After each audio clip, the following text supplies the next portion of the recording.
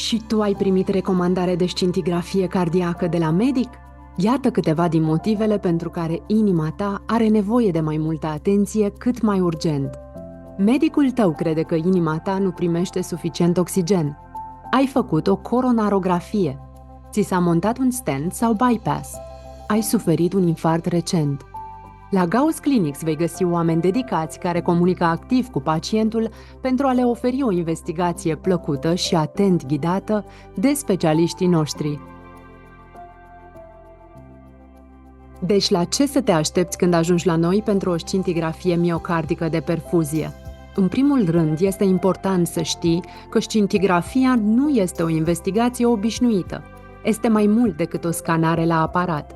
Ne ajută să evaluăm și să măsurăm funcția inimii la efort și repaus, în plus față de ce putem obține din alte investigații.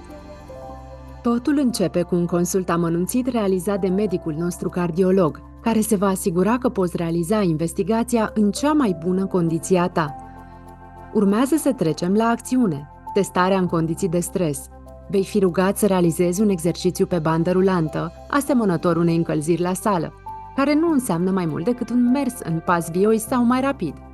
Când credeai că nu poți mai mult de atât, asistenta îți va administra radiofarmaceuticul prin branulă. Nu vei simți nimic. De aici, testul mai durează doar un minut până ce banda se oprește. Nu poți sau nu ai voie să faci efort fizic? Avem o variantă sigură pentru tine. Administrarea adenozinei, un medicament care imită bătăile inimii la efort. Mulți pacienți deja au făcut-o. În ambele cazuri este important să observăm cum reacționează inima la efort sau stres și cât de bine este tolerat. Este timpul pentru scanare. Relaxează-te! Noi te vom ajuta să stai în poziția corectă și vom sta cu tine pe toată durata scanării. După 15-30 de minute, ești pregătit pentru 2 ore de odihnă. La final urmează a doua și ultima scanare, cea în care vom surprinde activitatea inimii în condiții normale de repaus. Încă 15 minute și ești liber să pleci acasă, dar asta nu e tot.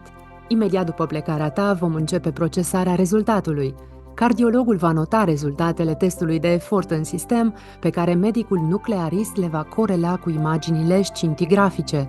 Apoi imaginile obținute la stres și repaus vor fi comparate pentru a localiza cu exactitate zonele în care mușchiul inimii este afectat. În mai puțin de 48 de ore, un rezultat clar și detaliat va fi disponibil pentru tine și cardiologul tău.